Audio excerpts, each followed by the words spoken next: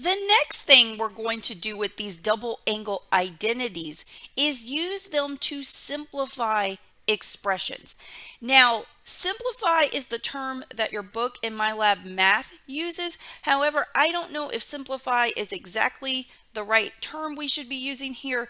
Basically, what we're going to do is take an expression and quote to simplify it. What that really means is we're using the double angle formulas to convert it into an equivalent expression.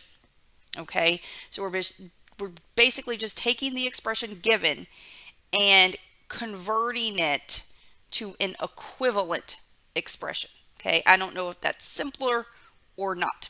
Okay, so just be aware of what this whole simplify the expression means. Okay, so in example 3, again, the directions will say simplify each expression.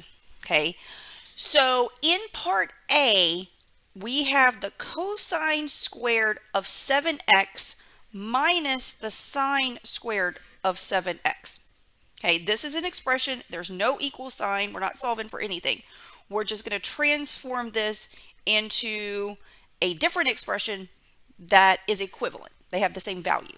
Okay, so we're going to use the double angle identities to do this. So I'm going to go back to my box of identities and I'm going to try to match this expression up with one of them. What I see here is cosine squared minus sine squared. We're turning to page 1 in the box of double angle formulas. You need to scan this column, okay, the more complicated side. We are looking for cosine squared minus sine squared, and I see a match, okay, in formula number 2 here.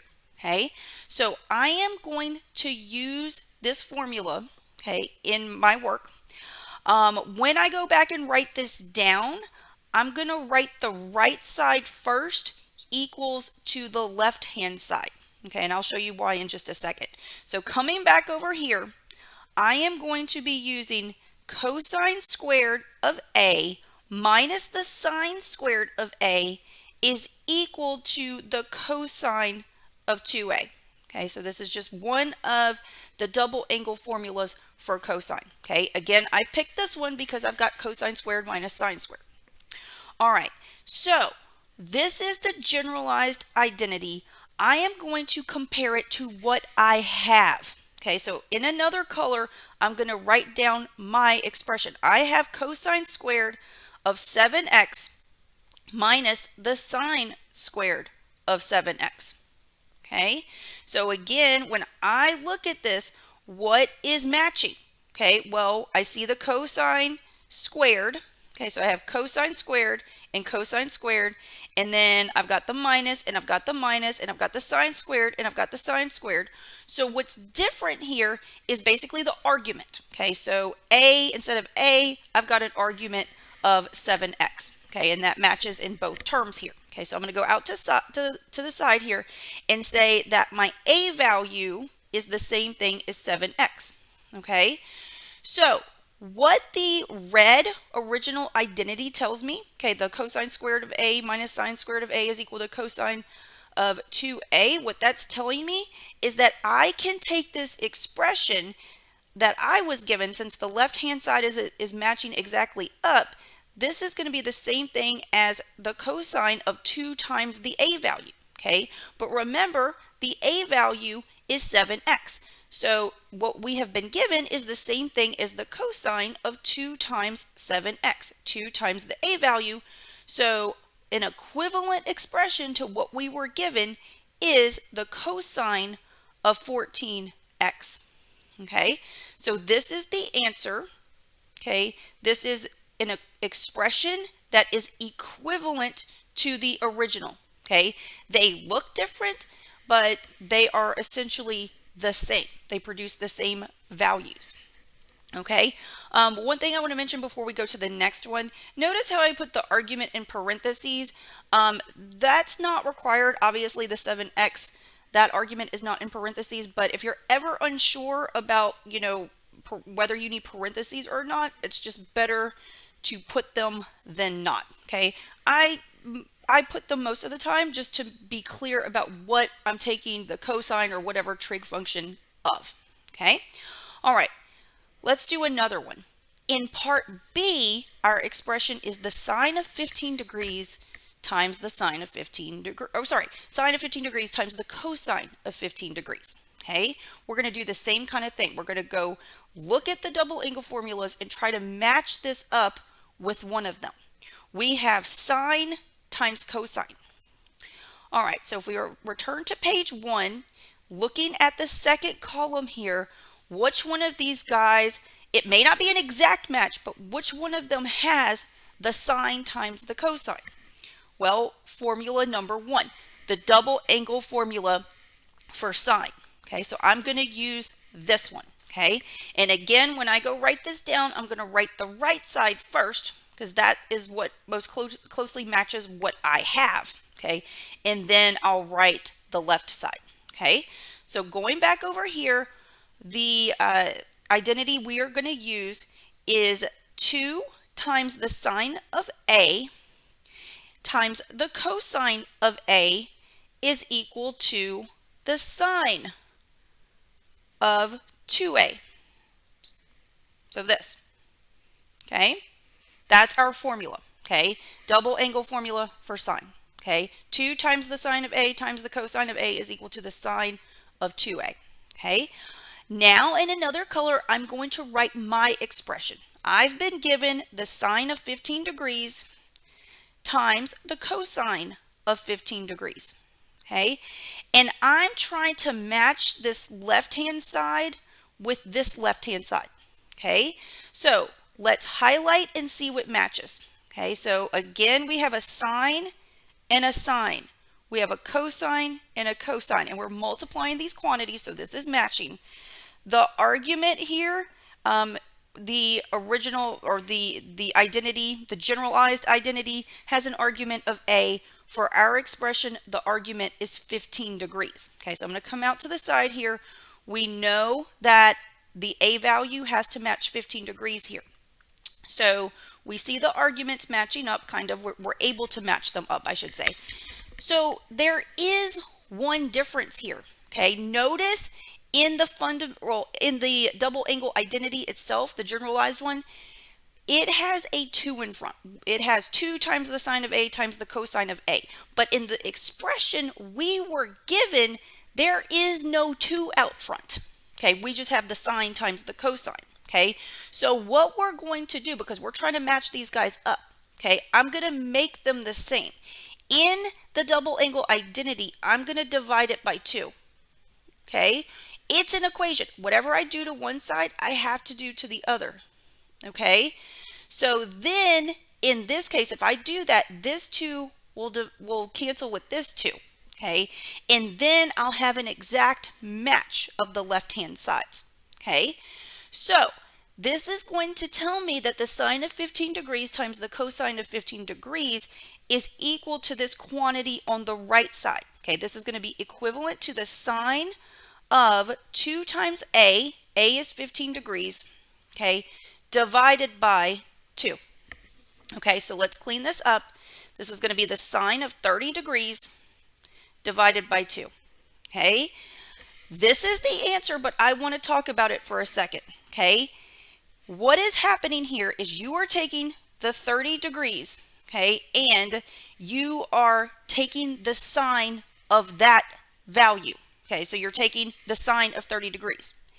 And then you're taking that result and dividing it by 2.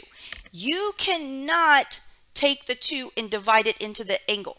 This is not the same thing as the sine of 15 degrees. Not the same thing, okay? This, I'm just going to write this one other way to make it clearer. If you take anything and divide it by 2, that's the same thing as multiplying it by 1/2. So this is the same thing as 1/2 times the sine of 30 degrees, okay? That's probably a clearer way of writing this, okay? When we did part A, there was an x involved in the expression, so we couldn't get a number as the answer. The answer was just the cosine of 14x. But here we are left with something that's just a number. There is no variable. So our answer will be a number.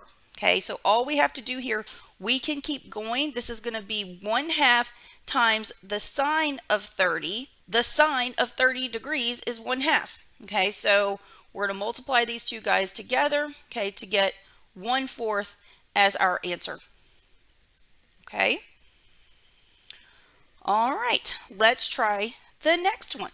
Okay, so in part C, the expression that we are simplifying is 2 times the tangent of 15 degrees over 1 minus the tangent squared of 15 degrees. Okay, there are no variables here, so our answer is going to be a number. Okay, so we need to go and try to match this up with one of the double angle formulas. This is going to involve tangent. Okay, so I'm going to go back to page 1, looking in the right column, and of course there's only one formula that has tangent. Okay, so this is going to be the double angle formula for tangent. All right, so I'm going to write this guy down so I can compare it to my expression. When I write it down, I'm writing the right side first and then the left side. Okay, so let's go back and do this. So the double angle formula here tells us that 2 times the tangent of A over 1 minus the tangent squared of A is equal to the tangent of 2 times A. Okay, that's our identity. Okay, matching this up with what we have, I'm going to write in blue. We have 2 times the tangent of 15 degrees over 1 minus the tangent squared of 15 degrees. Okay, when we look at this, things are pretty well matched up for once. Okay, I can compare this. I've got 2 times the tangent in the numerator. In the denominator, I see 1 minus tangent squared.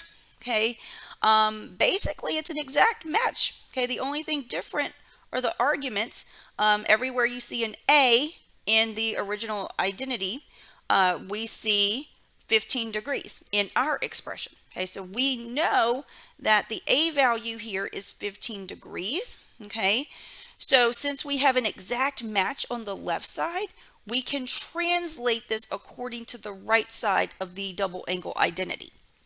Okay, the expression that we have been given is equal to the tangent of 2 times A. Okay, A is 15 degrees. Okay, and so this is going to be the tangent of 30 degrees. Okay, this is going to be just a number. Okay, so we need to figure out what it is. If you go back to your unit circle and you look at 30 degrees, 30 degrees has a cosine value of the square root of 3 over 2, and then the y value or the sine value is 1/2. So to compute the tangent, we need to do 1/2 over the square root of 3 over 2. Okay, so this is going to be 1/2 times 2 over the square root of 3, and then just simplify. Okay, the 2's will cancel. We'll get 1 over the square root of 3, rationalize the denominator. The answer here is going to be the square root of 3 over 3. Okay, and we knew we would get a number as the answer because the expression we were given did not have any variables. Okay, so why are we doing this? Okay, why are we just not, plugging this into a calculator and getting the answer? Okay, here's the deal. Okay, most of this stuff you have to be able to know how to do without a calculator. Okay, so the problem with a question like this, 15 degrees is not on the unit circle. So the fact that 15 degrees is not on the unit circle, same thing in part B, 15 degrees is not on the unit circle, and you can't use your calculator, that is going to, you're going to have to be able to do this by hand. Okay, so using these double angle identities is the solution to that. Okay, let's try a couple more.